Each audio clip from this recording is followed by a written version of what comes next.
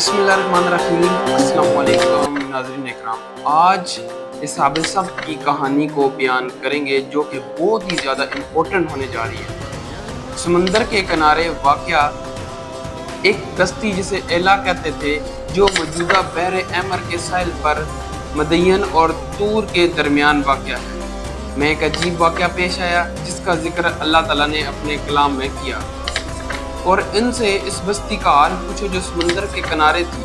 جب وہ ہفتہ کے دن حد سے بڑھنے لگے تھے اور ان کی مچھلیاں ہفتے کے دن ان کے سامنے سطح آب پر ظاہر ہو جاتی تھی، اور جب ہفتہ کے دن نہ ہوتا تو وہ ان کے پاس نہ آتی، اس طرح ہم ان کی آزمائش کر رہے تھے کیونکہ وہ نافرمان تھے۔ سورۃ الاعراف 160 تھے۔ یہاں اصحاب سبت رہتے تھے جو یہودی قوم میں سے تھے۔ اللہ نے ان کے لیے ہفتے کا دن عبادت کے لیے مخصوص کیا تھا اور انہیں دنیا کے امور میں مشغول ہونے سے منع کیا تھا، کیونکہ وہ باقی دنوں میں عبادت کی پابندی نہیں کرتے تھے۔ بنی اسرائیل کو ہفتے کے دن تجارت، صنعت اور مچھلی پکڑنے سے روکا گیا تھا۔ یہ اللہ کا ایک امتحان تھا کہ ہفتے کے دن مچھلیوں کی کثرت ہونے لگی، مگر وہ صبر نہ کر سکے اور انہوں نے ہیلے سے انہیں پکڑنا شروع کر دیا۔ ابن عباس اور دوسرے علماء کے مطابق یہودی اس زمانے میں ہفتے کے دن کی حرمت پر عمل پیرا تھے۔ مچھلیاں اس دن ان کی طرف امن و سکون سے آ جاتی، کیونکہ وہ انہیں باقی دنوں میں پکڑتے تھے۔ اللہ نے انہیں آزمائش میں ڈالا اور ہفتے کے دن مچھلیوں کی کثرت سے انہیں آزمایا۔ جب انہوں نے یہ دیکھا کہ انہوں نے مچھلیاں پکڑنے کے لیے ہیلے کا سہارا لیا، ایک دن گاؤں کے ایک فرد کو مچھلی کھانے کی خواہش ہوئی تو شیطان نے اسے ایک ہیلا سکھایا۔ وہ ہفتے کے دن سمندر کے کنارے آیا اور ایک بڑی مچھلی کو دیکھ کر اس کی دم کو رسی سے باندھ کر کنارے پر لگا دیا، اور شام کو واپس آ کر مچھلی کو لے کر چلا گیا اور اسے بھون کر کھایا۔ جب اس کے ہمسائے اس سے پوچھنے آئے تو اس نے کہا کہ یہ تو محض ایک مچھلی کی کھال ہے جو اس نے بھون لی ہے۔ اگلے ہفتے اس کا یہی عمل دوبارہ رپیٹ ہوا اور دوسرے کو بھی بتا دیا، تو دونوں نے مل کر یہ عمل شروع کر دیا۔ بنی اسرائیل نے ہفتے کے دن مچھلی پکڑنے کے لیے نت نئے ہیلے بہانے ایجاد کیے۔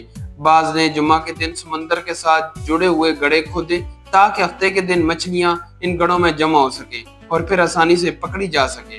یہ کام عام ہو گیا، یہاں تک کہ لوگوں نے اعلانیہ مچھلیاں پکڑنا شروع کر دی اور بازاروں میں بیچنا شروع کر دی۔ جب فاسقوں نے اعلان کیا اس طرح مچھلیاں پکڑنا شروع کیا تو بنی اسرائیل کے علماء نے انہیں روکا اور ڈرایا، مگر وہ باز نہ آئے۔ چنانچہ نیک لوگوں نے ان سے الگ ہو کر ایک دیوار بنا لی اور ان کے ساتھ رہنا ترک کر دیا، جیسا کہ اللہ تعالیٰ قرآن پاک میں فرماتا ہے، اور جب ان میں سے ایک جماعت نے کہا کہ تم ایسے لوگوں کو کیوں نصیحت کرتے ہو جنہیں اللہ ہلاک کرنے والا ہے یا انہیں سخت عذاب دینے والا ہے، انہوں نے کہا کہ یہ اس لیے کہ تمہارے رب کے سامنے معذرت کر لیں اور شاید کہ وہ پرہیزگار بن جائیں۔ سورۃ الاعراف 164۔ چنانچہ یہ قوم 3 گروہ میں بٹ گئی۔ ایک وہ جو نافرمانی کرتے ہوئے ہفتے کے دن مچھلیاں پکڑنے لگے، ان کی تعداد تقریباً 70,000 تھی۔ دوسرا گروہ ان کو روکنے والا تھا جن کی تعداد 12,000 تھی، اور تیسرا گروہ وہ تھا جو نہ تو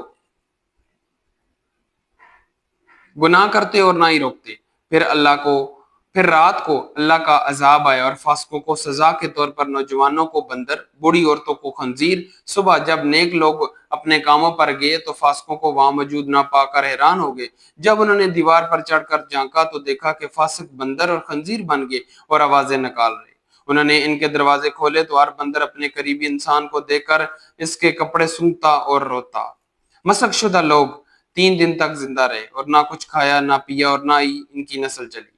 اس طرح ان کی موت ہوگی اور وہ آنے والی قوموں کے لیے عبرت کا نشان بن گئے۔ اللہ پاک سے دعا ہے کہ اللہ پاک ہمیں اپنے نیک عمل کرنے کی توفیق عطا فرمائے اور اپنے بتائے ہوئے طریقوں پر عمل کرنے کی توفیق عطا فرمائے اور قرآن و سنت کے مطابق زندگیاں گزارنے کی توفیق عطا فرمائے۔ آمین ثم آمین۔